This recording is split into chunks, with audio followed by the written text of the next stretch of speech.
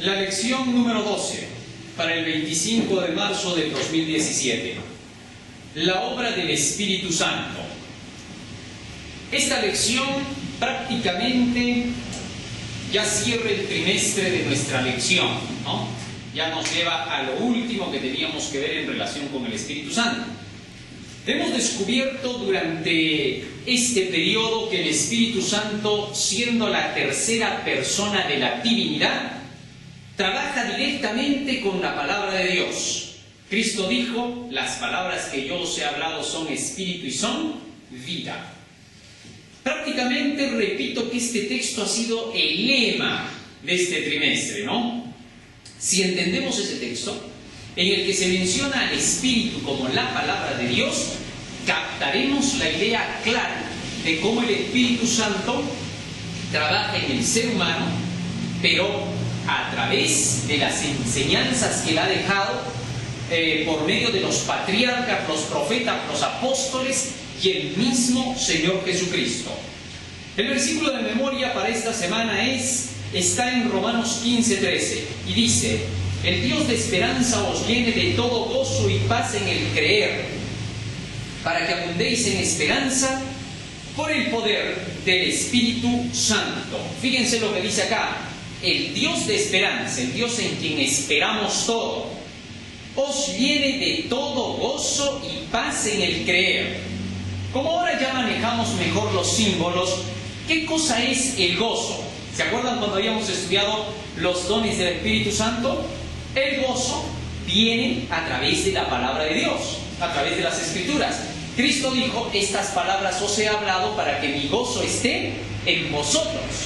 Así que el gozo no es un mero sentimiento, sino que el gozo es el conocimiento de la palabra de Dios dentro de nuestros corazones, que hace que podamos vivir en un mundo de tribulación, de desgracia y destrucción, con la paz de Dios. Fíjense nada más, ¿no?, lo que está pasando en estos días aquí en la nación del Perú. Estamos viendo inundaciones por todo lado. Hay cantidades de personas prácticamente que lo están perdiendo todo. Así que es el momento para que en nuestra nación se hagan más oraciones, más pedidos de ayuda al Señor, pero a su vez reconocer también que nuestros gobernantes deberían de tomar en cuenta estas últimas leyes que se están aplicando de la ideología de género. Son leyes que tienen que ver con Sodoma y Gomorra, y no debemos nosotros escapar a la realidad de que esto está produciendo los desastres que estamos viendo. Dios advirtió que pasarían cosas así. No es que Dios esté mandando los desastres. Lo que pasa es que Satanás se encarga de destruir, porque él está diciendo: ya que me quieren a mí como gobernante, este es el tipo de gobierno que yo les puedo dar: destrucción. Entonces, por esa razón debería haber arrepentimiento en la nación, buscar al Señor con todo el corazón para evitar que estos desastres puedan eliminar a miles de personas a quienes todavía el Evangelio de Dios no les ha llegado. Así que como cristianos deberíamos pedir al Señor en oración para que Dios proteja a las personas, sobre todo a quienes nunca han escuchado el Evangelio, para que tengan la oportunidad por lo menos de arrepentirse y buscar al Señor con todo su corazón antes que venga el momento de la destrucción final. Pero bien, vayamos directo a la lección. San Juan capítulo 16, versículo 8 y 9. Dice: y cuando Él venga, convencerá al mundo de pecado, de justicia y de juicio. De pecado por cuanto no creen en mí. Esta es la labor directa del Espíritu Santo. El Espíritu Santo, la lección nos dice que viene para nosotros como un paracletos, es decir, como un consolador, como un protector, un ayudante, llamémosle así, que es el Espíritu Santo, ¿correcto? ¿Cuál es la finalidad de este? ¿Cómo nos ayuda? Aquí dice que el primer paso es convencer al mundo de pecado. Y Cristo dice: de pecado por cuanto no creen en mí. Obviamente Jesús se está refiriendo a aquellos que nunca habían escuchado acerca de Él, tanto dentro de la nación judía como fuera de ella. El Espíritu Santo iba ahora a descender sobre los apóstoles para que estos salieran a predicar el Evangelio, convenciendo de pecado. Ahora bien, obviamente que el Espíritu Santo no iba a trabajar solo. La Biblia nos dice que en el día de Pentecostés el Espíritu Santo descendió ¿sobre quién? Sobre todos los apóstoles. ¿Para qué? Para que estos salieran a proclamar el Evangelio, convenciendo en primer lugar a los judíos de que habían rechazado a Cristo, y al rechazar a Cristo no podían obtener el perdón de sus pecados. El primer pecado que se estaba cometiendo fuertemente era el rechazo a Jesucristo. Así que entonces este hecho debía de ser proclamado ante la nación judía y decirle: ustedes han pecado al rechazar al Cristo de la gloria, mostrándoles con la ley su condición, porque el Espíritu Santo nunca convence de pecado a nadie si no lo hace a través de la ley, ¿correcto? Ese es el primer detalle que tenemos que entender. Así que cuando aquí Cristo dice: por cuanto no creen en mí, es obvio. Para poder nosotros salir del pecado, tenemos que aceptar el sacrificio de Cristo para poder obtener el perdón por su sangre. Pero para que la gente pueda quitarse el pecado a través de Jesucristo, solo queda un camino: que crean en Él. Y por eso dice que convencerá al mundo de pecado por cuanto todavía no creen en mí. Entonces, el Espíritu Santo le diría al mundo: ustedes están en pecado porque aún no han aceptado a Cristo como su Salvador, porque aún no lo han aceptado para que los limpie con su sangre. Pero antes de decirles que tenían que aceptar a Cristo, debía de hacerles entender qué cosa es el pecado. Y ahí es donde tenemos que entrar por partes. ¿Qué es el pecado? Para que la gente necesite de Cristo, para que crean en Cristo. Muy bien. Así que entonces entramos a lo que dice la lección. Primera de Juan, capítulo 3, versículo 4. Todo aquel que comete pecado, dice la Biblia, infringe también la ley, pues el pecado es infracción de la ley. El pecado solamente es infracción de la ley.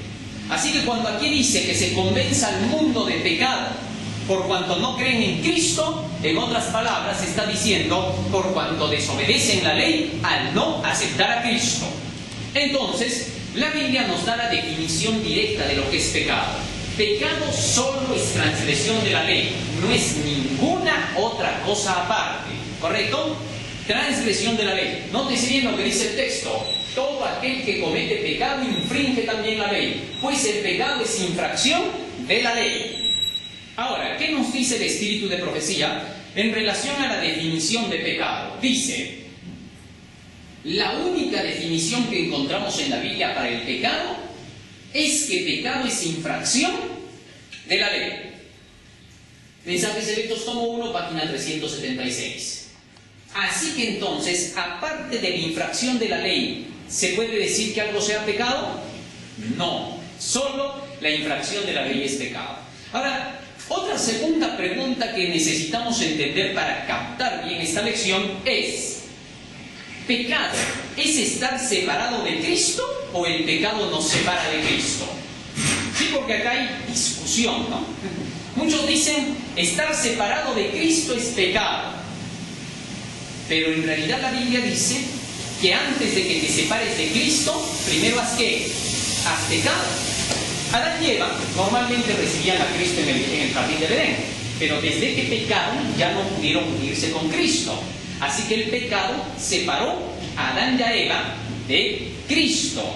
Cuando Cristo cargaba todos los pecados del mundo en la cruz, dijo: Dios mío, ¿por qué me has desamparado? ¿Qué cosa hizo que sintiera Cristo la separación entre su Padre y Él? ¿Qué fue? El pecado que estaba cargando de toda la humanidad.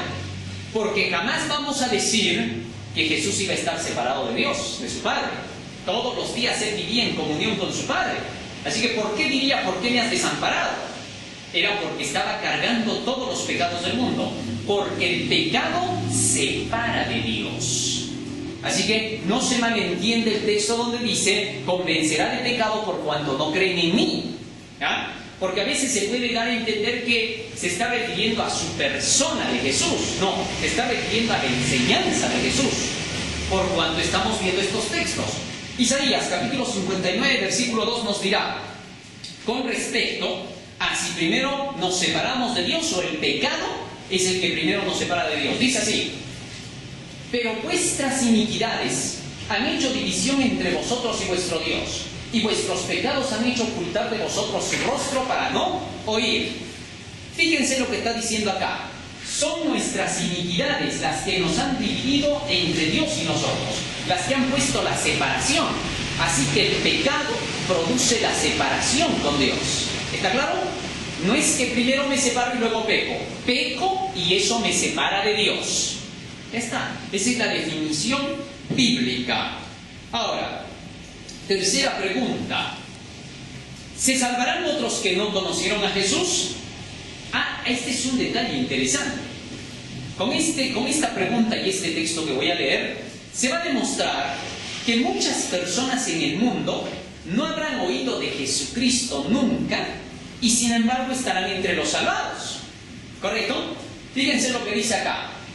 En el libro de Romanos capítulo 2, versículo 14 al 16, dice: porque cuando los gentiles que no tienen ley hacen por naturaleza lo que es de la ley, estos, aunque no tengan ley, son ley para sí mismos, mostrando la obra de la ley escrita en sus corazones, dando testimonio su conciencia y acusándoles o defendiéndoles sus razonamientos, en el día en que Dios juzgará por Jesucristo los secretos de los hombres conforme a mi evangelio. Fíjense lo que está diciendo aquí el apóstol Pablo. Está declarando que hay muchos que sin conocer la ley, sin haber escuchado la palabra de Dios, la ley de Dios, ¿qué cosa terminarán haciendo? Creyendo en Dios. ¿Por qué?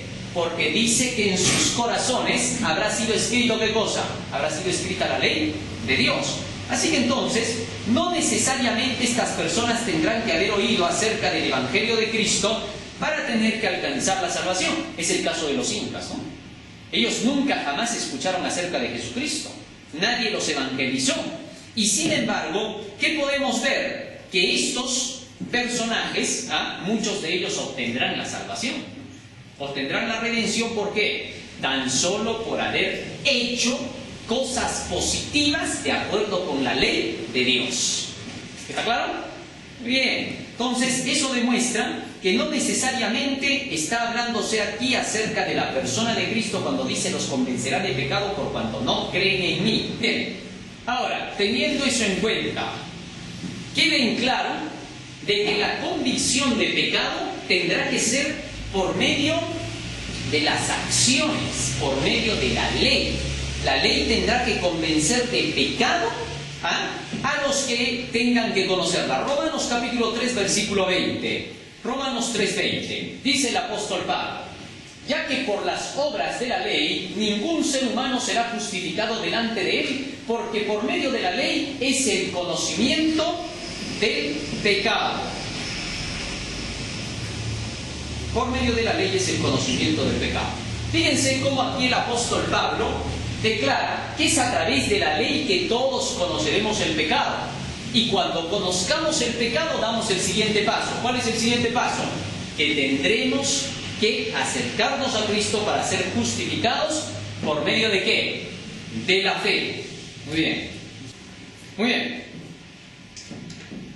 Hasta aquí entonces vemos que el Espíritu convence de pecado. ¿Por qué medio? Por la ley de Dios. Salmo 19:7.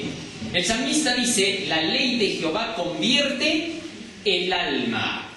Así que a través de la ley solo se puede convertir la persona. No hay conversión sin ley.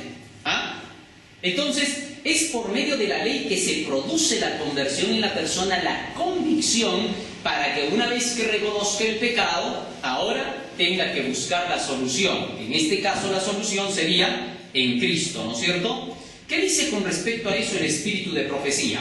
Con respecto a cómo la ley y el Espíritu Santo trabajan para la convicción de la persona. El alma debe primeramente ser convencida de pecado antes que el pecador siente el deseo de acudir a Cristo.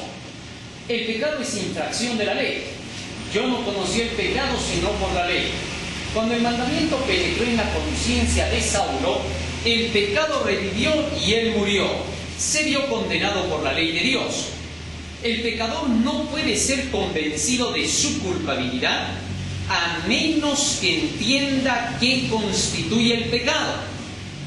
Es imposible para el individuo experimentar la santificación bíblica mientras sostenga que si cree en Cristo, da lo mismo que obedezca la ley de Dios o que la desobedezca. De ahí que entonces es indispensable que la ley de Dios tenga que ser conocida por el pecador. ¿Para qué? Para que se arrepienta de su pecado y busque a Cristo como Salvador. Continúa diciendo más el espíritu de profecía. Los que profesan guardar la ley de Dios y sin embargo en el corazón se entregan al pecado, son condenados por el testigo verdadero. Pretenden ser ricos en el conocimiento de la verdad, pero no están en armonía con sus principios sagrados. La verdad no santifica sus vidas. La palabra de Dios declara que quien profesa observar los mandamientos, pero cuya vida contradice su fe, ciego, miserable, pobre y desnudo. ¿Cómo han de saber que son aceptados por Dios? Estudien su palabra con oración. No la pongan a un lado por ningún otro libro. Ella los convence de pecado, revela claramente el camino de la salvación, saca a luz una recompensa brillante y gloriosa, les revela un Salvador completo y les enseña que únicamente por su misericordia ilimitada pueden esperar salvación.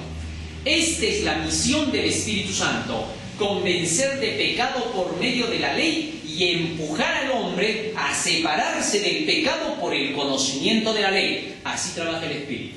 El Espíritu Santo nunca va a convencer a una persona sin mostrar la ley. Muy bien. Segundo punto que se menciona en la lección. ¿Debemos corregir el pecado en otros? Este es un detalle importante. ¿Por qué? Vamos a leer algunos párrafos de la Biblia que nos van a dejar entender con claridad cómo funciona esto. A la vez que no nos vamos a estar fijando en los pecados ajenos, porque no es nuestro trabajo mirar los pecados ajenos, tampoco debemos olvidar que somos guardas de nuestros hermanos y que tenemos que exhortarnos los unos a los otros para que podamos abandonar el pecado. Somos compañeros de camino y tenemos que decirnos las cosas de una forma en que la Biblia nos dice cómo hacerla. ¿Para qué? Para que lleguemos hasta el cielo. ¿Está claro? Veamos textos. Primero, Miqueas capítulo 3, versículo 8 hasta el 11, dice el profeta: Mas yo estoy lleno del poder del Espíritu de Jehová, dice Miqueas, y de juicio y de fuerza, para denunciar a Jacob su rebelión y a Israel su pecado. Fíjense, aquí está hablando en sentido grupal. Es decir, yo denuncio su pecado a toda la iglesia. Así que no es que debamos entender que no haya que denunciar el pecado, que llamar la atención hacia el pecado. ¿Y de qué manera se puede hacer eso? En un momento lo vamos a ver. Continúa diciendo ahora, ya no corporativamente, sino individualmente. Versículo 9.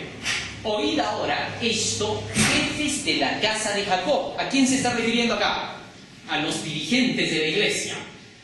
Y capitanes de la casa de Israel, que abomináis el juicio y pervertís todo el derecho.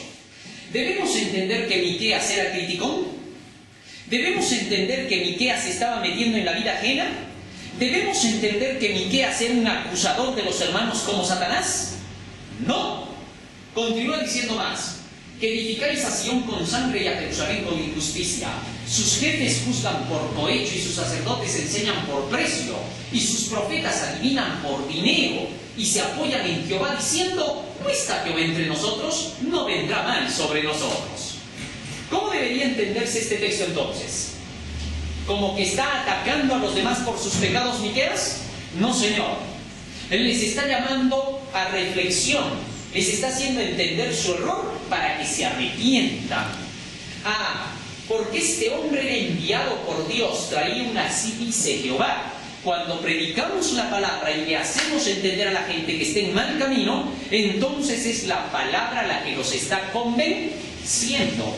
El que nosotros queramos convertir a una persona es un imposible, pero cuando leemos la palabra del Señor, cuando predicamos la palabra de Dios, ella convence de pecado, de justicia y de juicio, porque el Espíritu Santo habla a través de ella.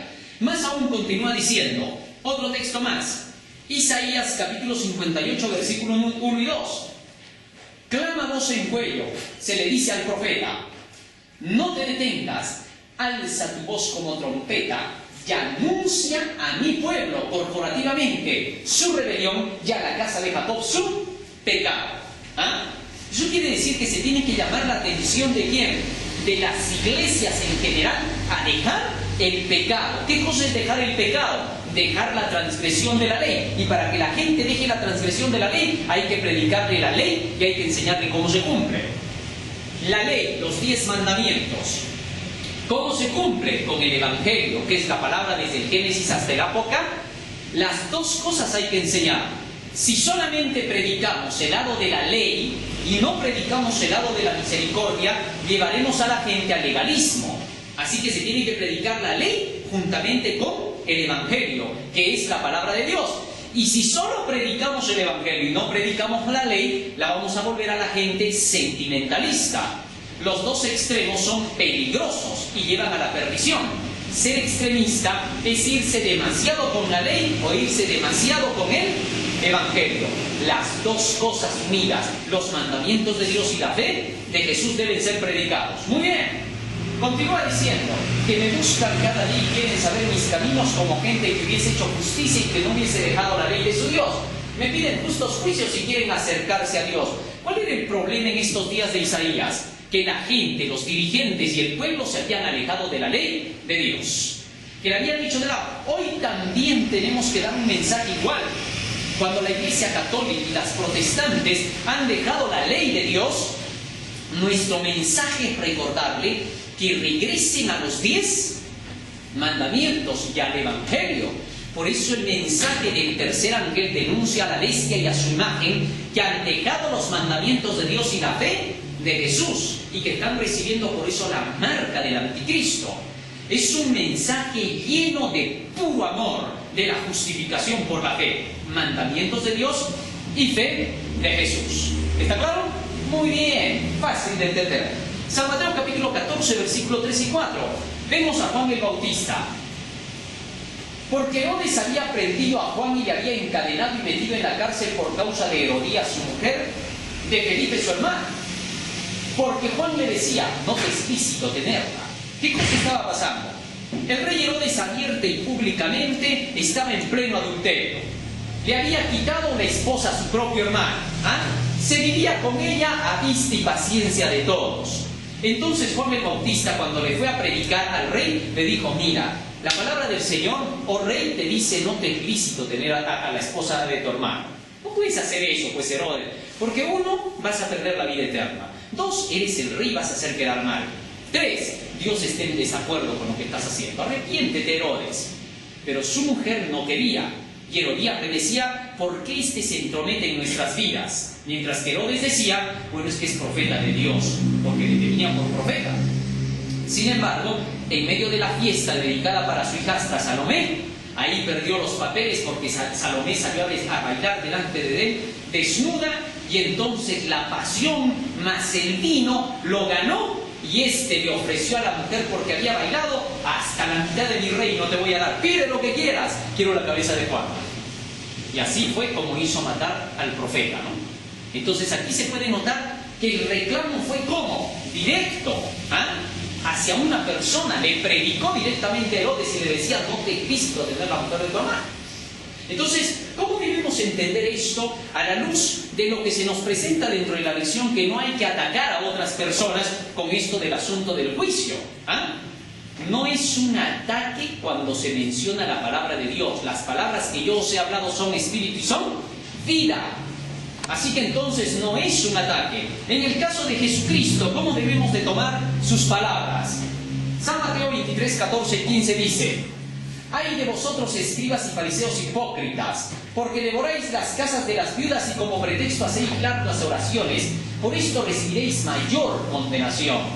Ay de vosotros, escribas y fariseos hipócritas, porque recorréis mar y tierra para hacer un prosélito, y una vez hecho le hacéis 2 veces más hijo del infierno que vosotros. Entonces, ¿cómo entendemos esas palabras de Jesús? ¿Era criticón? ¿Atacante? Odiaba a los fariseos. Por eso no los soportaba y les decía hipócritas. ¿Así era? No. Jesús estaba educando, era un maestro. Quería la salvación de sus hijos. Él amaba con intenso amor a Anás, a Caifás, como a cualquier otro. Y quería rescatarlos, quería salvarlos, y por esa razón les hablaba así, directamente, como un padre habla a su hijo. Obviamente, nosotros, como hijos, nunca vamos a querer que se nos reprenda fuerte. Cuando nuestros padres nos dicen, está mal lo que estás haciendo, te tienes que comportar bien. Sí, pero no me hables así tampoco. Le queremos enseñar cómo nos tiene que hablar. ¿Y saben qué le decimos para remate? La psicología enseña cómo me tienes que hablar. Ya llegamos al colmo del extremo de los males. Todavía queremos decirle cómo nos tienen que hablar, ¿no? Nos queremos portar mal, queremos hacer lo que queremos, y cuando nos dicen que estamos mal, encima queremos decir cómo nos tienen que decir, que así no se dice. Está bien, yo he hecho mal, pero tampoco me tienes que hablar pues así. Este es el peor de nuestros males. El pecado nos ha llevado a esa situación. Y por esa razón, Jesús enseña cómo se tiene que llevar adelante la obra de corrección. Y nos enseña que la mejor forma es utilizar de sus enseñanzas. Aprended de mí que soy manso y humilde de corazón, y hallaréis descanso para vuestras almas. Miren este tipo de humildad en ese texto. ¿Qué les parece esa mansedumbre y humildad para reclamar a los fariseos? ¿Cómo la toman ustedes? ¿Dejó de ser manso y humilde ese rato Cristo? Si decimos que sí, estamos acusando al Dios del cielo, condenados por acusar al Dios del cielo. No somos quién para juzgar a Dios. ¿Quién eres tú para que alterques con Dios? Dice el apóstol Pablo en Romanos 9:20. ¿Le vas a decir tú al que te ha hecho por qué me has hecho así? Nadie puede reclamarle a Dios. No tiene el derecho de hacerlo porque Dios es Dios. ¿Correcto? Porque nos ha dejado tantos escritos que es imposible reclamarle. Hay tanto de enseñanza que solo nuestra falta de cultura en el asunto cristiano nos puede hacer negar a Dios o pensar que Dios es demasiado duro. No es bueno ser un inculto cristiano. El cristiano que es inculto siempre culpa a Dios de lo que él hace. Todo el tiempo está diciendo, pero ¿por qué si hay Dios me pasa esto a mí? ¿Pero por qué? ¿Por qué permite? Eso significa ser inculto en el cristianismo.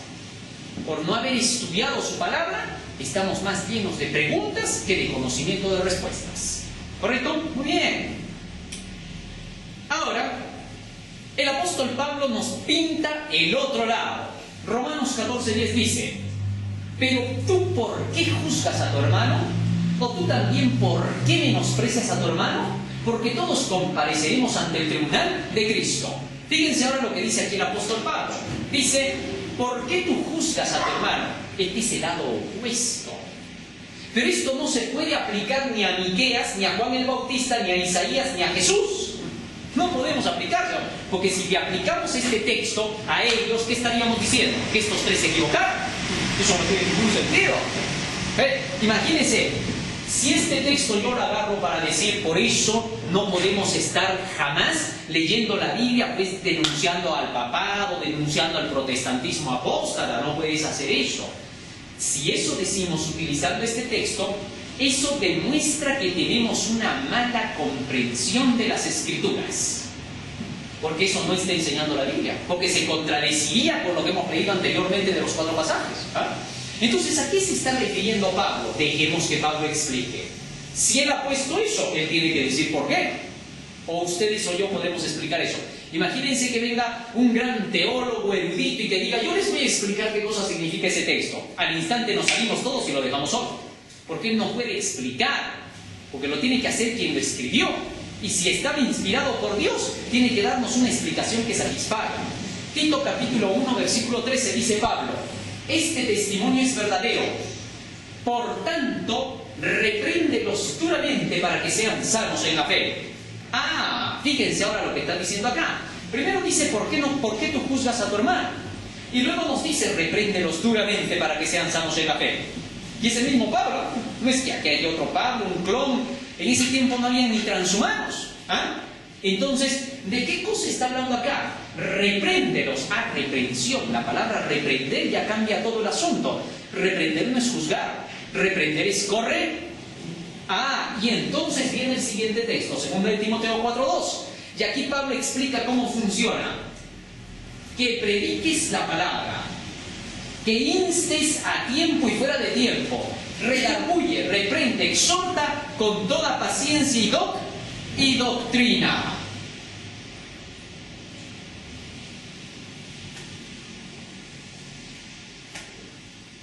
Muy bien. Ahora, fíjense lo que dice acá. Dice que prediques la palabra, que instes afuera a tiempo y fuera de tiempo. Punto 1. ¿Predicar qué? La palabra. ¿Qué significa predicar la palabra? Presentar con las escrituras lo que está ocurriendo. Supongamos que hay un pecado en la iglesia. ¿Qué debemos de hacer? ¿Decirle a esa persona, acá tal pecador, esto y aquello? No, señor. ¿Qué debemos de hacer? Presentar un tema relacionado con el pecado para que toda la gente en la iglesia entienda lo que es ese pecado y se dé cuenta y se aparte y se aleje. Cuando ya no se hace caso, llegamos directo con la persona que está en pecado y conversamos con ella, ¿correcto? Cuando se predica públicamente no mencionamos ni el nombre de la persona, solo mencionamos el pecado, porque nuestra tarea no es destruir al pecador, sino ¿a quién? Al pecado. Entonces mostramos lo que es el pecado. Si eso no arregla la congregación, buscamos directamente a los que están mal, conversamos con ellos y les advertimos del peligro, ¿correcto? Bien, así es como se trabaja. Pero luego sigue diciendo, redarguye, reprende, exhorta con toda paciencia y ¿qué? Esto es con los escritos. Entonces, ni un texto se contradice con el otro. Cuando tú juzgas a tu hermano, es porque por tu cólera lo haces, porque te cae mal. Entonces tú reniegas por el pecado del otro. Y entonces llega un punto donde tú te cargas ese pecado y tú le quieres reclamar al otro porque tú no lo puedes hacer. Imagínense que alguien se acerque a otra persona y le diga así, no, pero ¿por qué tú comes carne? Y el otro le diga, bueno, es que me ha ganado la tentación. No, pues es que no debes de comer. Porque ¿cómo yo me estoy aguantando tanto? O sea, yo por gusto me aguanto. ¿Qué está queriendo decir con eso? O sea que tú no lo estás haciendo por tu salvación ni por Dios. Simplemente lo estás haciendo porque como todos lo hacen, entonces tú también dices, ya no debo de quedar mal. No, señor. Cada uno obedece por su propia salvación. Entramos a la iglesia porque nos queremos salvar. Comprendamos eso. He entrado al hospital y yo no voy a estar viendo si el otro está comiendo pollo, si le han dado gelatina. Mi caso, he entrado al hospital porque mi estómago está mal. Entonces el doctor me va a decir, para ti solo te vamos a dar tu panetelita de maicena, no vas a comer otra cosa. Y de pronto voy a verlo yo al que esté enfrente de mí y lo voy a ver y le voy a decir, oye, ¿a ti por qué te dan pollo? Y el otro me va a decir, bueno, porque a mí solo se me ha roto un dedo, no tiene nada que ver con mi estómago. En cambio, como tu estómago está mal, a ti te dan pues un tipo de comida que no puede ser el mío. Y yo no por eso voy a decir, entonces que me saquen de este hospital. Aquí habían sido hipócritas porque el otro come pollo. ¿Qué cosa tiene que ver el asunto? Acá yo tengo que obedecer por mí, mi vida, mi salvación.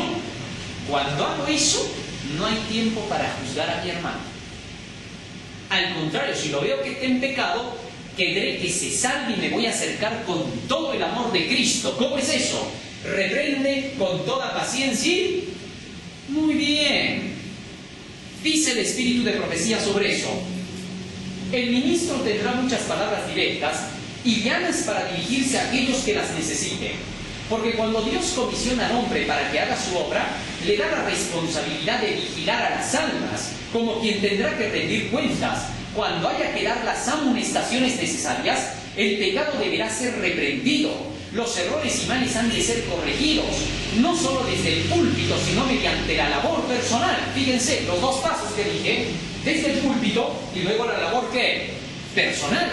Y sigue diciendo más, esta es una labor divina, y aunque no sea compatible con las inclinaciones naturales, El ministro debe proclamar la verdad sin rodeos, lo cual hará que los oídos de los que escuchen tintineen, pues debe presentar ante quienes aman los placeres más que a Dios los peligros y riesgos que los rodean y la fatalidad que espera a los impenitentes, siendo que este mensaje no es agradable a su propensión o bien recibida por aquellos que deben ser amonestados. Ellos son solemnemente exhortados a ser fieles en su declaración. Review and Herald, 6 de septiembre de 1892. ¿Qué les parece? Así que entonces el predicador, el que lleve el mensaje, está obligado por la salvación de su hermano a acercarse y decirle su mal. Primero predicar el pecado dentro de la iglesia, sobre ese mal. ¿Ah? No voy a repetir cómo, voy a decir cómo. ¿Ah? Entonces presentar con la Biblia y luego acercarse a la persona para poderla corregir, porque eres guarda de tu hermano. Así es la labor pues del mensajero. No a todos les va a gustar porque algunos son quisquillosos, dice él. Les va a chocar cuando se les diga. Pero por eso hay que callarse. No, Señor, porque no te gustaría que se callen contigo cuando tú estás mal y necesitas ayuda. Quieres que te ayuden. Así también los demás quieren tu ayuda. Bien. Continúa diciendo más. En su presentación de la verdad, deben manifestar el amor, la humildad y la dulzura de Cristo. ¿Cómo? ¿Cómo se hace eso para poder reprender como es? Dice, dejad que la verdad corte. Supongamos que nosotros vemos que en este tiempo hayan dirigentes religiosos que se comporten como los fariseos. ¿Qué debemos decirle? Oye, fariseo, hipócrita, ¿ves igualito que Anás? ¿Así le vamos a decir? No, así no se corrige. Hemos de predicar el tema de San Mateo 23. Hemos de predicar acerca de quiénes eran los fariseos, educando. Posiblemente el que está mal va a decir, este me la está lanzando a mí. Posiblemente. Siempre hay quisquillosos, ¿no? Pero va a hacer bien. ¿Por qué? Porque le estamos mostrando que así dice la Biblia, no lo decimos nosotros, ya que nosotros podríamos cometer los mismos errores. Cuando corrijamos a otros con la palabra, es decir, cuando evangelicemos, cuando prediquemos, siempre tengamos cuidado de una cosa, de que nosotros mismos podemos ser tentados en las mismas cosas. ¿Por qué? Porque no somos divinos. O hay algún pastor predicador que ustedes conozcan que es un ángel, Gabriel. ¿Conocen ustedes al pastor Gabriel? ¿El pastor que haya venido del cielo? No, no hay. Entonces todos debemos siempre pensar en que nosotros también podríamos cometer los mismos errores, ¿correcto? De manera que entonces, ¿qué utilizaremos? Las expresiones de la palabra de Dios. Para los que conocen, ya no va a haber necesidad de que les estemos abriendo ahí texto por texto, ¿no? Porque le diremos, tú sabes que la Biblia dice, ¿no es cierto? Sí, yo sé, va a decirlo. Mira, por acá también dice la Biblia, sí, yo sé. Muy bien, ya lo sabes, conoces, entonces, ¿qué tienes que hacer? Ya, entonces emprende las soluciones. ¿Correcto? Muy bien. Dejad que la verdad corte. La palabra de Dios es una aguda espada de doble filo que cortará y se abrirá paso hasta el corazón. Testimonios para la Iglesia, tomo 9, página 192. Permitid que la palabra de Dios, que es la verdad, relate la historia de la inconsecuencia de los que están en el error. Evangelismo 419. Así que cuando predicamos el Evangelio, ya no hay necesidad de que tú tengas que estar yendo, haciéndote muy interesante. Ven para acá, hermanito, te voy a contar de tu pecado. Mira, tu pecado es así, es así, que por aquí, que por allá. Te vas a poner rojo cuando estés hablando. ¿Por qué? Porque vas a ver que el otro empieza a enfurecerse. Entonces, no es la forma correcta. Dios no nos ha pedido cosas difíciles. El que tiene su labor de predicador, de mensajero, de pastor, solo tiene que seguir las reglas. Eso es lo más importante que tiene que aprenderse. En toda carrera tienes que seguir lo que te enseñaron. Así es acá. Solo sigue las reglas. Y el predicador solo tiene que seguir las reglas, presentar la palabra para que la gente pueda darse cuenta del pecado. Siempre, entiéndase esto. Cuando se predica el mensaje, se está enseñando. Cuando se reprende, se está enseñando. Cuando se llega individualmente para corregir un pecado, se sigue enseñando. Todo el tiempo se está enseñando. Pero si tú dejas de enseñar y te llenas tú de ti mismo, ya no enseñas. Ahora tú vas a quererlo reprochar al otro cuando tú mismo de repente estás en lo mismo. Así que entiéndase, por favor, la mejor manera, ¿qué cosa es? Enseñemos. Todo el tiempo es enseñar. El camino al cielo es pura enseñanza. Los errores que cometemos y los pecados solo se corrigen con enseñanza. Con misericordia y verdad se corrige el pecado, dice Proverbios 16:6. ¿Correcto? Así que entonces aprendamos para poder enseñar. Sigue diciendo. La mejor manera, dice Elena de Juan, de exponer la falacia del error, la mentira del error, es presentar las evidencias de la verdad. ¿Cómo se hace notar a los demás su error? Cuando se presenta la verdad. ¿Y a quién se está refiriendo acá? Sigamos leyendo. Este es el mayor reproche que puede hacerse contra el error. Se necesita un estudio mucho más profundo de la palabra de Dios. Especialmente los libros de Daniel y el Apocalipsis debieran recibir atención como nunca antes en nuestra obra. ¿Por qué? Vamos a ver por qué. Fíjese por qué. Bien podremos tener menos que decir sobre algunos temas referentes al papado. ¿De qué está hablando? Tercero, bien tendremos que hablar poco. Está diciendo en otras palabras, bien tendremos que atacar poco. Pero debemos llamar la atención a lo que los profetas y los apóstoles de la Biblia escribieron bajo la inspiración del Espíritu de Dios. O sea, en lugar de que nosotros estemos hablando sobre el papado y diciendo que el papa es así, que es asá, que se sube en combi, que baja de la combi, que le hace esto al pobrecito, no halagues ni menosprecies, nada, porque a ti nadie te ha dicho que hables de eso. Entonces, ¿qué dice la Biblia sobre el papado? Entonces vamos a Daniel y Apocalipsis, hay que estudiar, por eso dice más, y presentas lo que los profetas y apóstoles dicen sobre ese poder. ¿Y qué cosa dicen? Que es el anticristo. ¿Qué cosa dicen? Que es el poder perseguidor. ¿Qué más dicen? Que perseguirá al pueblo de Dios en los últimos días. ¿Qué otra cosa dicen? Que es el hijo de perdición porque transgredió la ley. Deja que la Biblia hable, deja que Dios hable. Tú no eres quien para juzgar ni aún a ese poder.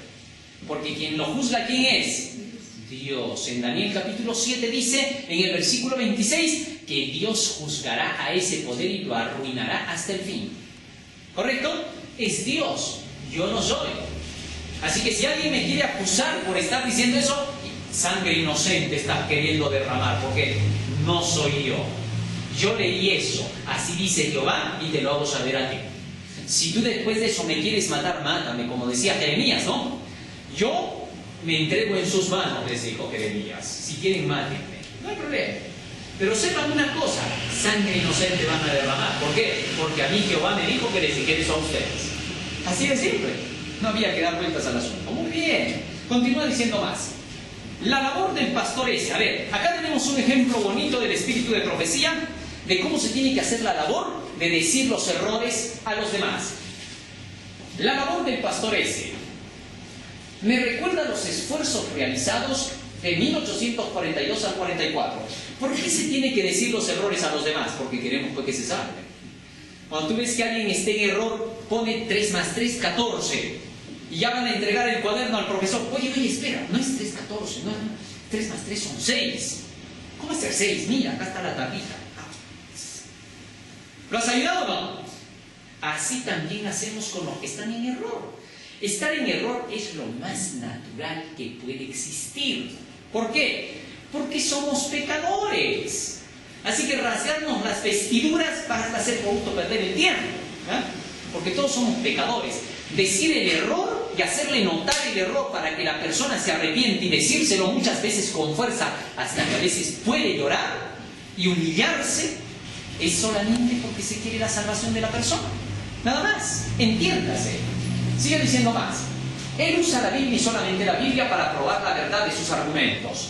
Presenta un claro así dice Jehová. Y si alguna persona se opone a sus palabras, él explica sin ambages que no es con él con quien ellos deben discutir. El pastor se está despertando un buen interés por sus reuniones. La gente de todas las clases viene a escucharlo y a ver las imágenes de tamaño natural que él tiene de las bestias del Apocalipsis. Muchos católicos vienen a escucharlo. Tales métodos serán usados cada vez más en la terminación de la obra. Estamos viviendo en los últimos días del gran conflicto y solamente la verdad nos mantendrá seguros en este tiempo de dificultad. Hay que preparar el camino para que el pastor ese dé el mensaje y nuestros jóvenes deberían asistir a sus reuniones vespertinas. Evangelismo, página 153. ¿Qué les parece? Así se predica el Evangelio, con la Biblia y solo la Biblia. Así que cuando alguien le quería reclamar al pastor ese, que decía: momentito, tú no discutes conmigo, ¿estás discutiendo con quién? Con la palabra de Dios. ¿Ah? Muy bien. Y ahora pasamos al día lunes. Como ya hemos puesto la base de todito en el día domingo, ahora solamente vamos a ver directo al punto de cómo se debe de entender cada una de estas lecciones. El día lunes nos dice que hay necesidad de la justicia. El Espíritu Santo convence de pecado, de justicia y de juicio. Ahora, se debe entender muy bien este asunto de la justicia. Cristo dice: si vuestra justicia no fuere mayor que la de los fariseos, no entraréis en el reino de los cielos. Mateo 5:20. Aquí Jesús ya está hablando de la justicia. Les estaba diciendo a sus oyentes: como ustedes no tengan más justicia que los fariseos, no van al cielo. ¿Ah? ¿Y por qué les dijo eso? Porque estaba hablando de la ley, ¿no? En el versículo 17, 18 y 19 les dice: no he venido a cambiar la ley ni los profetas, sino a ¿qué? A cumplir. Y ahí les dice, ¿no? Si vuestra justicia no fuere mayor que la de los fariseos, no llegaréis al cielo. Y sigue diciendo: la justicia es obediencia a los mandamientos de Dios. ¿Por qué? Porque Salmo 119, 172 dice: tu justicia, hablará mi lengua tus dichos, porque todos tus mandamientos son justicia. Así que entonces la obediencia a los mandamientos de Dios es justicia. Y se nos manda obedecer los mandamientos de Dios para obtener la salvación. San Mateo 19, 17 al 21, cuando al joven rico Cristo le dijo: si quieres entrar en la vida, guarda los mandamientos. La obediencia debe ser perfecta, pero todos nosotros hemos pecado, es decir, hemos transgredido la ley. Primera de Juan 3:4. Y necesitamos que alguien nos regale su justicia. Aquí ya estamos necesitaditos de justicia. ¿Por qué? Bueno, sencillo, porque todos hemos pecado. Y como todos hemos pecado, necesitamos ahora que alguien nos limpie de esos pecados, y a eso se le llama la justicia que nos va a llegar de regalo. ¿Quién nos podrá regalar justicia? A ver, róbenle a una persona 10.000 soles, gástenselo y los encuentra la persona y les dice así: lo que me robaste. Y tú le digas así: bueno, sí te he robado, ¿me lo puedes regalar? ¿Qué les diría? ¿Qué le dirían ustedes? ¿Así? Anda, trabaja, ocioso. En este caso, nosotros necesitamos que alguien nos regale su justicia, que es santidad, amor y perfección, según Romanos 7:12, y que se nos trate como que nunca hubiéramos pecado. El hombre es justificado, perdonado por fe sin las obras de la ley, dice Romanos 3:28. Es decir, no obedeciste la ley, pero ahora se te regala la obediencia como que hubieras obedecido. ¿Qué se le llama eso? Justificación por fe. Ser justificado por los méritos de otro. ¿De quién? De Cristo. Así somos limpios de todo pecado. ¿Qué más sigue diciendo? El hombre es justificado, perdonado por fe sin las obras de la ley. Y Pablo dice que lo obtenemos primero, siendo justificados o perdonados por la fe en Cristo Jesús, para manifestación de su justicia. Es decir, que cuando somos perdonados, la justicia de Dios se manifiesta ahora en nosotros, porque somos llamados justos, como que nunca hubiéramos pecado. Y luego sigue diciendo: para manifestación de su justicia, Romanos 3, 24 y 25. Por este perdón obtenemos justicia para toda nuestra vida pasada de pecado o transgresión de la ley de Dios, atento a haber pasado por alto en su paciencia los pecados pasados. Romanos 3, 25. Pero muchos se quedan ahí y dicen: esa es la justicia de Cristo, la justificación por la fe. Perdón, esta es la mitad. Aquí recién estamos a la mitad del camino. Segundo, dice el apóstol Pablo, ¿qué cosa sigue? Segundo, para comenzar una nueva vida de obediencia constante a los mandamientos de Dios, para mantenernos en la justicia, porque el mismo Pablo sigue diciendo, y es ahí donde muchos fallan, ¿no? Leen Romanos hasta el capítulo 5 y hasta el capítulo 6, y en el 7 se quedan, en lugar de entrar al 8. Toda la carta es la justificación por la fe. Para algunos la carta de Romanos solo tiene la justificación por la fe en un pedacito, pero dicen que Pablo es el que defendía la fe. ¿Y por qué no defienden los demás capítulos? Medio peligroso y raro. Continúa diciendo: ¿no sabéis que si os sometéis a alguien como esclavos para obedecerle, sois esclavos de aquel a quien obedecéis, sea del pecado para muerte, o sea de la obediencia ¿para qué? ¿Para justicia? O sea, no puedes tener la justicia si no hay ¿qué? El apóstol Pablo está siendo claro. Está diciendo que es necesario que el hombre tenga que entrar en el estado de la obediencia para obtener la justicia. Ya se le regaló la justicia y ahora para mantenerse en la justicia tiene que estar en la obediencia. ¿Por qué quitar esa parte? Y continúa diciendo más. No sabéis, pero gracias a Dios que aunque erais esclavos del pecado, habéis obedecido de corazón a aquella forma de doctrina. Fíjese, ¿a qué cosa hay que obedecer? Dice, a la doctrina. Y luego dice, a la cual fuisteis entregados, y libertados del pecado, vinisteis a ser siervos de ¿qué? Y dice más antes que siervo es obediente. Así que el apóstol Pablo está diciendo, no basta con que te perdonen. También tienes que ¿qué? Mantenerte como siervo, como obediente a la justicia. Y la justicia son los mandamientos de Dios. Mas ahora que habéis sido libertados del pecado y hechos siervos a Dios, tenéis por vuestro fruto la santificación y por fin la vida eterna. O sea, la vida eterna, la salvación no viene sin la obediencia a la justicia. La justicia de Cristo es todo eso. Es el perdón y es la transformación. Dos cosas que no pueden jamás dejar de ser hechas para la salvación del hombre. Se te perdona de todos tus pecados porque lo que ya has cometido ya no lo puedes resarcir. Aunque te hayas entregado a Cristo, después de entregarte, si vuelves a pecar, eso tú ya no lo puedes expiar. ¿O puedes expiar? Pues. Para eso tú requieres del perdón. Todo el tiempo te acompaña hasta el cierre de la gracia. Y la parte de la transformación o santificación, que es la obediencia a la justicia, es para que ahora Cristo te imparta su justicia y sea parte de ti. Es imposible que el justificado por la fe viva como le dé la gana. ¿Qué dice sobre eso el espíritu de profecía? Dice, mediante una fe viva, por medio de la ferviente oración a Dios y dependiendo de los méritos de Jesús, somos revestidos con su justicia y somos salvados. Es decir, todo esto se tiene que hacer para que seamos ¿qué? Salvados. Y luego sigue diciendo, sí, dicen algunos, somos salvados sin hacer nada. En realidad soy salvo, no necesito guardar la ley de Dios, soy salvo por la justicia de Cristo Jesús. Cristo vino a nuestro mundo a fin de llevar a todos los hombres de regreso a la lealtad a Dios. Tornar la posición de que puedes quebrantar la ley de Dios porque Cristo lo ha hecho todo es una posición de muerte, porque tú eres tan ciertamente un transgresor como cualquiera. Fe y Obras, página 71. ¿Qué les parece?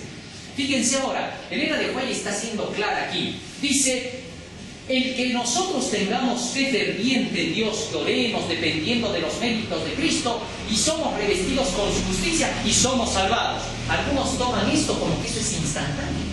Y por eso dicen, ya soy salvo. Eso es un error. Todavía hay un camino que seguir. Entonces, ¿qué es? Pregunta Elena de White. Es oír y ver que con la justicia de Cristo que haces por fe, la justicia provista por los esfuerzos de Cristo y por su poder divino, puedes guardar los mandamientos de Dios. Fe y Obras 72. ¿Qué le parece? Así que hay que tomar en cuenta bien el asunto de la justificación por la fe. Esa justificación que dice que la justicia de Cristo me lo cubre todo sin que yo haga nada, peligrosa, es una justicia de muerte. Una doctrina de engaño menciona a la mensajera de Dios. La razón por la cual hay tantas conversiones espurias en estos días es porque hay una estimación muy baja de la ley de Dios. La doctrina de la santificación que muchos propugnan está llena de engaño, porque es halagadora del corazón humano, pero lo más bondadoso que se le puede predicar al pecador es la verdad de los requerimientos obligatorios de la ley de Dios. La fe y las obras deben ir de la mano, porque la fe sola sin obras es muerta. Fe y Obras 99. Muy bien, pasamos al día martes. La hora del juicio. La hora del juicio es presentada como un mensaje de buena noticia. Este es el primer punto que necesitamos comprender. ¿En qué mensaje encontramos la hora del juicio? Vi volar por el medio del cielo a un ángel que tenía ¿qué? La buena noticia, la buena nueva, el evangelio para todas las naciones, que decía, teman a Dios y denle gloria porque ha llegado la hora del juicio y adoren al Así que el mensaje del juicio es un mensaje de buena noticia. Le decimos a la persona que tiene que obedecer la ley en esta hora del juicio que si no se va a perder. ¿Por qué? Porque es la mejor forma de darle la buena noticia. Entonces la gente va a decir así, que tengo que obedecer la ley para salvarme. Así es, querido Señor, usted tiene que obedecer la ley para salvarse. Y él va a decir así, pero no puedo. Es tan difícil. Bien, han respondido. Porque tú y yo somos pecadores, por eso para nuestra carne es imposible someternos a la ley de Dios. Pero ¿sabes cuál es la buena noticia en todo esto? ¿Cuál? Tienes un abogado defensor. En el santuario del cielo, en esta hora del juicio, hay alguien que aboga por ti. Así que lo que tienes que hacer es, ten a tu abogado y conoce cómo expía tu pecado, cómo te libra de esta hora del juicio. Y cuando empezamos a estudiar de los libros del cielo, cómo se registran nuestros pecados, cómo podemos ser librados, cómo podemos obedecer, cómo podemos abandonar los pecados con la ayuda del Evangelio, ahora viene la paz al alma. Entonces sí hay solución. Después de todo sí podía obedecer la ley. El hombre siempre cree que es dificultoso porque comete errores, y eso es lo natural en todos nosotros. Por eso ve la dificultad. Pero ¿por qué no mira también el otro lado? Donde Cristo le dice, no te preocupes, yo te voy a limpiar el pecado y te voy a decir cómo tienes que obedecer. Vuelve a intentar. Y volvemos a orar, pedimos más ayuda. Dios quiere que nos unamos más con Él, que nos hagamos amigos de Él. ¿Cómo nos hacemos amigos de Él? Bueno, ¿cómo te haces amigo de tu abogado? Cuando recién lo conoces, doctor, ¿qué tal? ¿Cómo está? Y ahí con temor, ¿no? Pero a medida que le vas pagando, ya pues doctor, ¿cómo está? ¿Está avanzando el juicio o no está avanzando? Ya estamos de amigos, ¿no? Ya estamos, ¿te vas a ir a almorzar? Vamos por allá, hermano. Ya no es doctor, ahora es hermano. Y sentados ahí, los dos estamos conversando, jiji, oye, el otro va a perder, ya el otro está perdido, no te preocupes tú. Eso es lo que Cristo quiere que hagas con Él, en esta hora del juicio. Y no que te escapes al juicio diciendo, ay, es que me están anotando los sangre. Te tienen que anotar, pues, si no, ¿cómo se hace el juicio?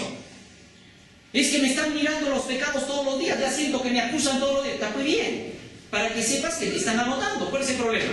¿No es juicio? ¿Verdad? Sí es juicio, ¿no? Oye, entonces, ¿a qué le temes? ¿Y qué tal si salgo sucio después del juicio? ¿Y para qué tienes el abogado? ¿Cuál es tu problema aquí? Por gusto te estás aterrorizando con algo que no conviene, pero que no debemos de tener. Tienes que temer, pues. Porque siempre hay temor. O tú te vas al juicio contento y dices, voy a tener juicio. Sí, seguro me van a mandar a la cárcel. ¿Me vas a visitar, pues? ¿Así estás? No. Es un tiempo solemne. Es un momento en el cual tienes que abandonar todos tus pensamientos para centrarte en eso. Y eso es precisamente la hora del juicio. El mensaje de los tres ángeles te llama a centrar tu mente en esta hora del juicio. A que tengas que vivir de acuerdo con este juicio. Y ahí es donde entra la parte del temor a Dios. Fíjense lo que dice el espíritu de profecía. A veces, de repente, no sé si la lección ha querido probarnos o qué pasa acá, que nos trata de decir que no hay que temerle a Dios, que no hay que presentar un mensaje de juicio, de miedo, que aquí en esta parte se está hablando de juicio porque el príncipe de este mundo ha sido juzgado. Él está hablando, no de nosotros, perdón. Está hablando de todo el juicio. Y está mostrando que el príncipe de este mundo fue juzgado ya porque rechazó a Cristo, lo hizo crucificar. Y todos los que rechacen a Cristo serán juzgados igual. Entonces tienen que convencer de juicio al mundo. Por eso todo el mensaje es integral. Dice Elena de White, alza tus ojos, página 369. El amor de Dios siempre lleva al temor de Dios, al temor de ofenderle. O sea que si amamos a Dios, tememos a Dios. Pero ellos dicen, no hay que temer a Dios. ¿Cómo que? O sea que no hay que amar a Dios. El amor y el temor están estrechamente relacionados. ¿Cómo así? Dice el espíritu de profecía, página 377, conflicto de los siglos.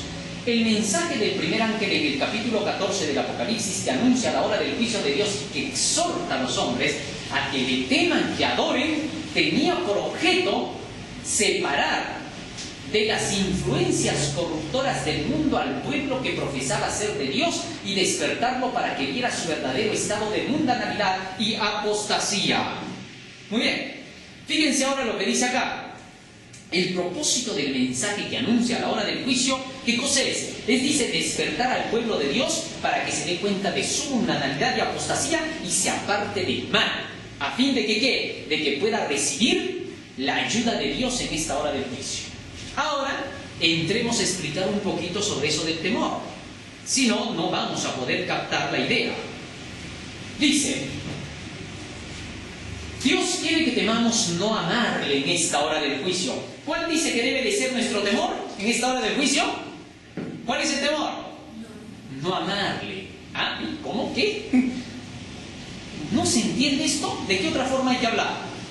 ¿Por qué quieren hacernos pensar que el temor, porque es miedo el temor, por qué nos quieren hacer pensar que ese miedo es de verlo a Dios como un justiciero y malo? ¡Ay, estás presentando un Dios duro! ¿Cómo? ¿Qué? Es mejor ilustrarnos primero en lo que es esta palabrita temor en la Biblia, dejarnos guiar por las enseñanzas bíblicas. Dice, Dios quiere que temamos no amarle en esta hora del juicio. ¿Qué cosa es amar a Dios? Guardar sus mandamientos. Así que Él dice, teman, hijitos, no amarme, porque si ustedes no me aman, Satanás los va a destruir. Eso es lo que está diciendo. ¿Ah? Y sigue diciendo más, porque entonces Satanás nos destruiría. Amamos a Dios cuando guardamos sus mandamientos, 1 Juan 5:3. Y si lo desobedecemos, solos nos dañamos, y eso nos haría juzgar como culpables de nuestra propia destrucción. ¿Está claro ahora? Muy bien, sigue diciendo. Dios dice, tu maldad te castigará, por faltar mi temor en ti, dice Jehová, Jeremías 2:19.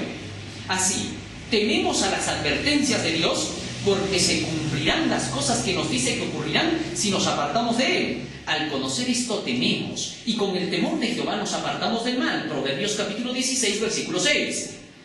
Todo cuanto nos dice en su palabra nos advierte de los peligros de no hacer su voluntad.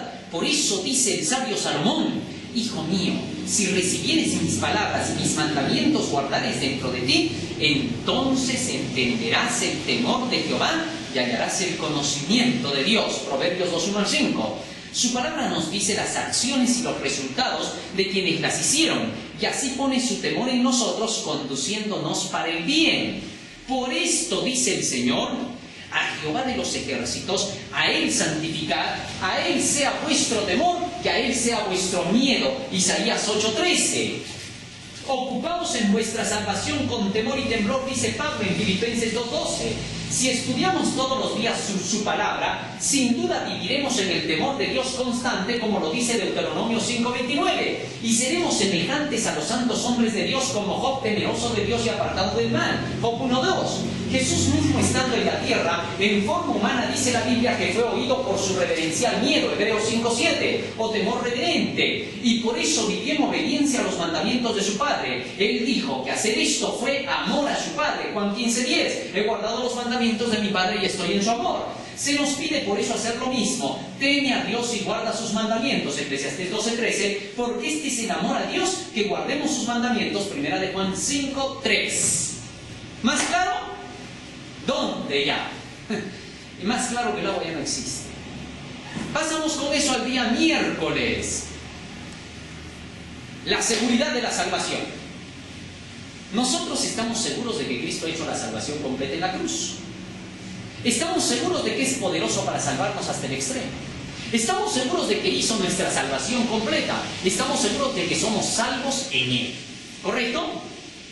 Pero no hay que confundir ese hecho con declarar ya soy salvado. Por favor, hay que mantener el equilibrio en estos casos. Cristo es la verdad y su palabra es la verdad. Dice así San Juan 14:6 y San Juan 17:17. Recibir su palabra y recibirlo a Él. San Juan capítulo 14, versículo 23 y capítulo 12, versículo 48 dice que si rechazamos su palabra, lo rechazamos a Él. Cuando recibimos a Jesús, recibimos la vida eterna, porque Él dice, el que tiene al Hijo tiene la vida, 1 Juan 5:12. Pablo escribe, si retenéis la palabra que os he predicado, sois salvos si no creísteis en vano, 1 Corintios 15:2. Así que cuando recibo a Cristo a través de la palabra, estoy recibiendo la salvación. ¿Está claro? Así es como recién puedo decir, soy salvo. Pero como todavía estamos en plena recepción de la palabra, porque seguimos estudiando, nadie puede decir, ya soy salvo todavía. Eso es un imposible. Ahora continúa diciendo más. Y que desde la niñez has aprendido las Escrituras, dice Pablo, las cuales te pueden hacer sabio para la salvación que es en Cristo Jesús. Esto le está diciendo a una persona ya convertida, a Timoteo. Ya era un predicador Timoteo. ¿Y qué pasó con Timoteo? ¿Por qué no decía que ya estaba salvo? Porque él estaba diciendo más bien, Pablo, has aprendido las escrituras, las cuales te van a hacer, ¿qué? Sabio para la salvación. ¿No estaba salvo Timoteo? ¿Qué le pasa a Pablo? Es porque no se puede decir que alguien ya esté salvo todavía. Eso es un imposible, porque todavía podemos pecar. Sigue diciendo. Podemos tener seguridad y fe en nuestra salvación hecha por Cristo si permanecemos fieles a su palabra hasta el fin. Así lo dice Apocalipsis 2:10.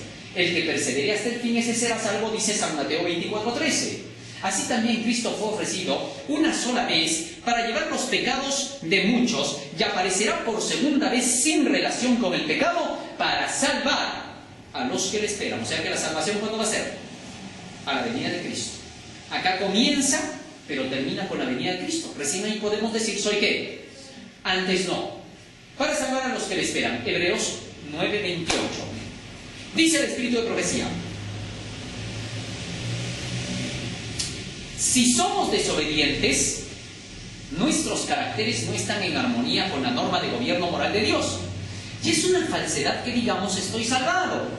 No está salvado ningún transgresor de la ley de Dios, la cual es el fundamento del gobierno divino en el cielo y en la tierra. Mensajes Selectos, tomo 1, página 369. Más claro que el agua. Día jueves, Romanos 8, 23 al 25, la esperanza. Dice el apóstol Pablo: y no solo ella, no solo la naturaleza, sino que también nosotros mismos, que tenemos las primicias del Espíritu, nosotros también gemimos dentro de nosotros mismos, esperando la adopción, la redención de nuestro cuerpo, porque en esperanza fuimos salvos. Pero la esperanza que se ve no es esperanza, porque lo que alguno ve, ¿a qué esperarlo? Pero si esperamos lo que no vemos, con paciencia lo guardamos. ¿Qué cosa esperamos? Esperamos la redención de nuestro cuerpo a la segunda venida de Cristo. La redención todavía no ha sido dada completa, recién estamos en el proceso. Comienza con la justificación, porque dice que somos justificados por la redención hecha por Cristo. Pero la redención no ha acabado. Para algunos ya acaba con pedirle perdón a Jesús. Dice más el apóstol Pablo, la palabra de Dios: esperamos nuestra redención que Jesús dijo que sucederá a su segunda venida. San Lucas 21:28. Y por eso esperamos su segunda venida con ansias, estudiando las profecías de Daniel y Apocalipsis, para saber cuán cerca se encuentra. La esperanza es una espera que no avergüenza, dice Pablo. Ahora todavía permanece de esperanza la fe y el amor, 1 Corintios 13:8. El creer en las profecías no nos avergüenza porque es nuestra esperanza. Muchos nos pueden decir que nos chasquearemos, pero seguimos esperando y la espera no avergüenza, sino que nos alegra porque la profecía no falla. ¿Así dice el apóstol Pablo o no? Dice: la esperanza no avergüenza. De manera que entonces nuestra esperanza está fundamentada en las profecías de Daniel y el Apocalipsis. Finalmente, el día viernes nos dice, y esto sobre la pregunta 4, ¿no?, de la lección. En la pregunta 4 se nos dice: a ver, conversa en tu clase acerca de esto de que si ya somos salvos o no, o si es presunción decirlo. Es obvio que es presunción, ¿no? Nunca debemos descansar satisfechos, dice el Espíritu de profecía, de nuestra condición y cesar de progresar diciendo estoy salvado. Cuando se fomenten esta idea, cesan de existir los motivos para velar, para orar, para realizar fervientes esfuerzos a fin de avanzar hacia logros más elevados. Ninguna lengua santificada pronunciará esas palabras hasta que venga Cristo y entremos por las puertas de la ciudad de Dios. Entonces, con plena razón, podremos dar gloria a Dios y al Cordero por la liberación eterna. Mientras el hombre esté lleno de debilidades, pues por sí mismo no puede salvar su alma, nunca debería atreverse a decir soy salvo. Mensajes Selectos, tomo 1, página 369. No puede jactarse de la victoria el que se reviste de la armadura, pues tiene todavía que pelear la batalla y ganar la victoria. El que soporte hasta el fin es el que será salvo. Dice el Señor: si retrocediere no agradará mi alma. Hebreos 10:38. Si no avanzamos de victoria en victoria, el alma retrogradará para la perdición. No debiéramos elegir normas humanas por las cuales medir el carácter. Hemos visto suficiente de lo que los hombres llaman perfección aquí abajo. La santa ley de Dios es la única cosa por la cual podemos determinar si estamos caminando de acuerdo con Él o no. Si somos desobedientes, nuestros caracteres no están en armonía con la norma de gobierno moral de Dios, y es una falsedad que digamos estoy salvado. No está salvado ningún transgresor de la ley de Dios, la cual es el fundamento del gobierno divino en el cielo y en la tierra. Mensajes Selectos, tomo 1, página 369. Muy hermosa lección. Que Dios nos ayude para poder cumplir con todo lo que hemos aprendido. Así de sencillo como lo dice la Biblia. Amén.